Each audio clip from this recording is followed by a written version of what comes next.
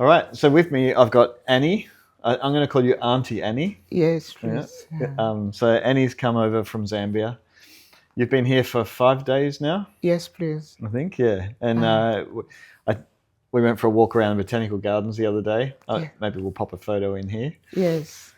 But you've travelled a long way. Where did you come from? Thank you so much, Dan, Pastor Dan. I've come all the way from Zambia, Kitwe, on the Copper Belt province of Zambia. Yeah, I've come from Zambia. Yeah, yeah. Yes, Yeah. the real Africa. Yeah, the real Africa, yeah. Now, Zambia is in southern Africa, but it's the northern part of southern Africa. Yes, So, yes, yeah. yes. Yeah. Maybe we'll chuck up a map and so you can Yes, see where it is here. that's true. And then where you live, what's the city called? It's Kitwe. It's on the Copper Belt province where there are big mines, copper mines. Yes. Yeah. And so Um, what's your place called? Our ministry, God called me to look after orphans and vulnerable children. Yeah. And the orphanage is called Renewed Hope Children's Village. It's situated in east of Ganaton, plot 920 east of Ganaton in Kitwe. And so what year did you start looking after orphans? Yeah, I started looking after orphans in 2005. Well, that's when the organization was registered. But from 2006, we started supporting children to school. As a family, we had 3 children in the neighborhood who were not going to school, who we started sending to school. And from there, the group grew. The next year, we had 7. The next year, 15. When we got to 7 as a family, we couldn't continue supporting them. But later on, with the help of friends from Australia who came in 2009, they took it upon themselves when they saw the need, that there were so many children that needed support. Because by that time, in 2009, we had over 135 children who needed that support. So our friends took it up. And now you're supporting about 350 children? Yes, now we are supporting 350 children. And over that time, you've supported 900 to 1,000 children going through school? Yes, even more than that, actually. We can't count, but we supported over 2,000 plus children. Yes. And it costs about $200 Australian Yes. to help just pay for fees. Kids can't go without uniform, so buying uniform and then getting their education. Yes. Yeah, for the whole year, we'll talk about 300 to 250, 300 US Australian dollars to take the child to school. Yeah. That is per annum. Yeah. Yes. And for these kids that you're helping, education is the key to their future. Yes. Like without education, it can be tough. Yes. But they're also coming from their parents and grandparents didn't have the same value of education. Yes. So it must be difficult for these children to start this new adventure in their life. That's true. Maybe even their parents don't take keen interest. They don't see the importance of education. And yet education is key to breaking down poverty. Yes, education is the key for them to be able to make it in life. And especially, so most children where you live, many of them finish primary school. Yes. But for people who finish high school, gets a lot less. Yes. And especially amongst the girls, where families need them to work and to look after the house. So what you're doing, like I think there are many young girls who will have a future because of the support that you're offering. That's true. And I just want to say thank you for everything that you've done for me, Grandma, and all our sponsors. May God bless you. May God be there for you. The main reason I'm making this video is because I want to say thank you, a very big thank you to the Rio Education Sponsorship. So I just want to thank the sponsors working with Grandma Shiva. I just want to thank God of all these things that He has done for me. Also, just a young child when He started sponsoring me. Until now, she's still sponsoring me. Thank you for you, my sponsors, for everything that you've been doing for me and my brothers and sisters who are at Rehawk. And I completed school in 2022. And right now, I'm doing accounts. I'm doing Bachelor's of Accounts at Zambia University College of Technology. Wherever you are watching me from, I just want to say thank you very much. Greetings to you. May God richly bless you, especially to Ansheva. I'm a successful businessman with a family. Once again, I'm the product of real school sponsorship. My sponsorship started in 2012 when I was in grade 11 up to 2018 when I was in grade 12. I just wanted to appreciate them because they really helped me so much during the 2 years while I was in high school, because at the time my mother was very sick. And because I was blessed enough to go to college and complete, I am now sponsoring myself to upgrade to get a degree in primary education. So hopefully I'll graduate in the next 2 years. So I'm now able to sponsor myself because of all the help that I received. I'm who I am today. I'm where I am today because of what you did, because of your support you rendered to me. I want to say thank you very much, and may the good Lord who is above in heaven continue blessing you. Thank you very much. And so in your town, you're helping with education, you're helping with women in poverty. Yes. Yeah. The other thing that is probably where you started, I think, is in providing a place to live for orphans. Yes. Yes. You have lots of orphans where... Yes, we have a lot of orphans and a lot of vulnerable children. Then when we started, because of HIV/AIDS, a lot of people died. And so there were so many orphans. And the Lord laid it on me, burdened me to open a home for such. So that home was opened. The first child we got was 6 weeks. And now she's a big girl, Suzanne. She's in grade 11. She's finishing school. And right now we have 17 in the house, boys and girls. But we are supposed to only have 12 in the house. So that's why we've been praying that the Lord may build us another house. The first house was built to us by the Aussies from Tasmania and from Tamworth. They teamed together and built us that house. But that has been some time back, about 11 years ago. So this time around, we've been thinking that we separate the boys from the girls. They are big boys and girls, so we felt it's not safe for us to keep them together.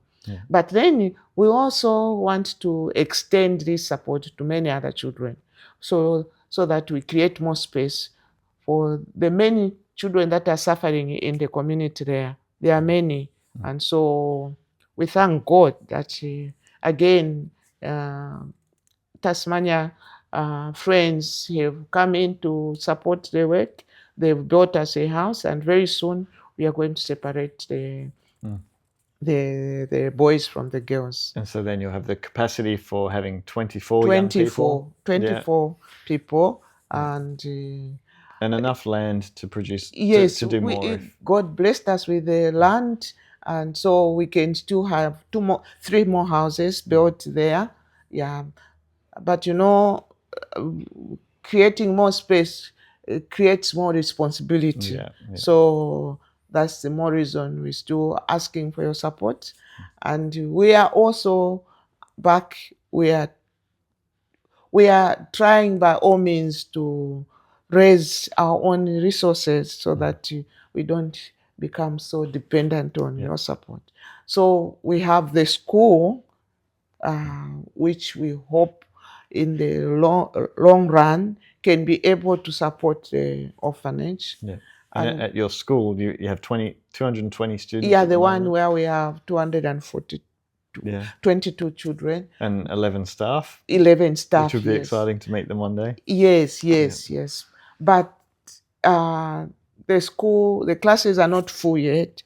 So we're still struggling even to pay the staff because the ratio is not working out.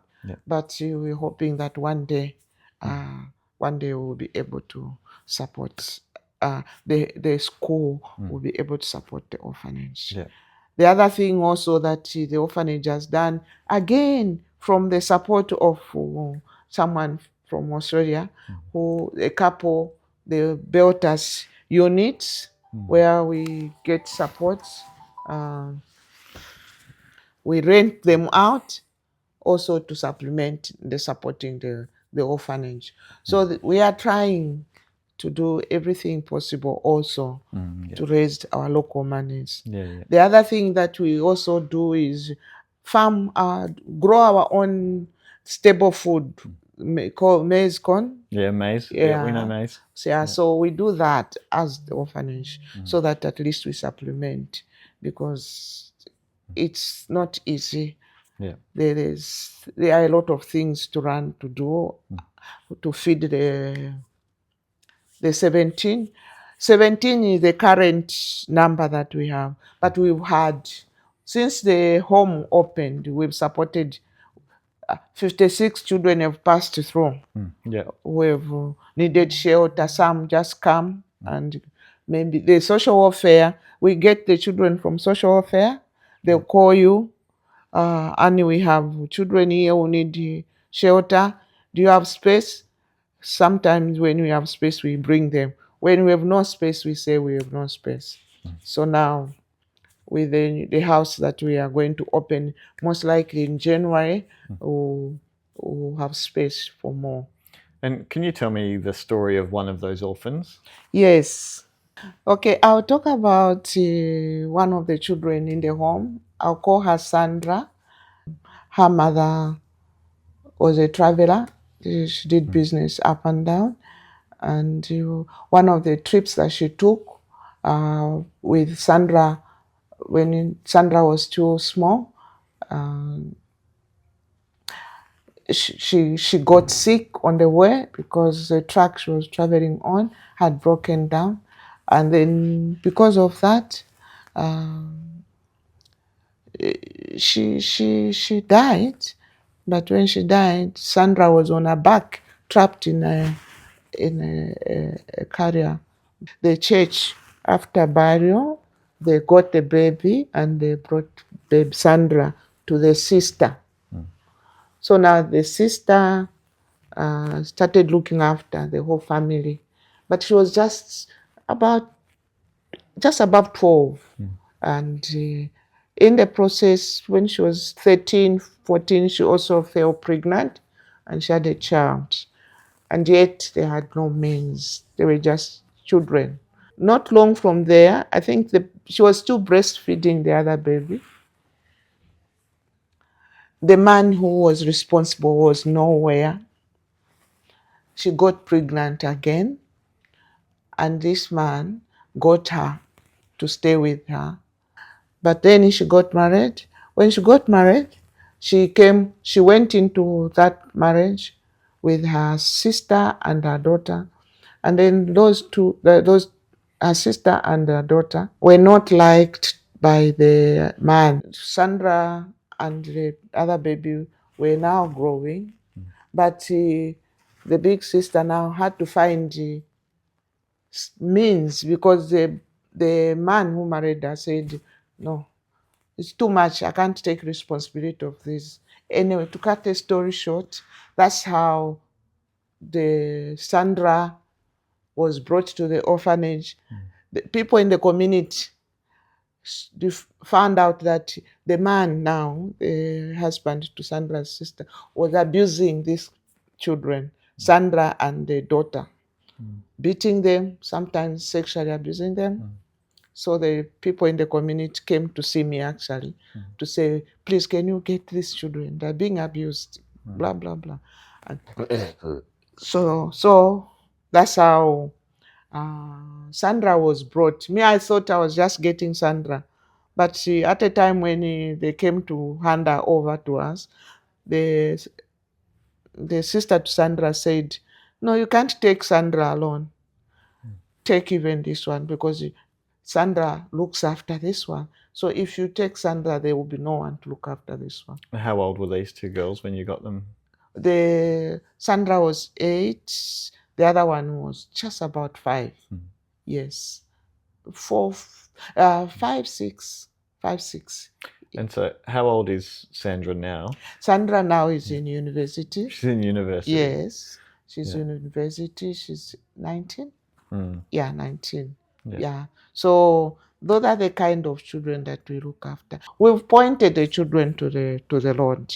They both know the Lord. They love the Lord. So Sandra is a Christian. The small girl also, she's in grade 11, and very intelligent girl. They are a beauty to look at. They bring so much joy to me to see that we've touched their lives. We've built them, and they are transformed. The future is bright for them. Yeah, the future is bright, and I'm happy that I've received this support, this friendship with the church here.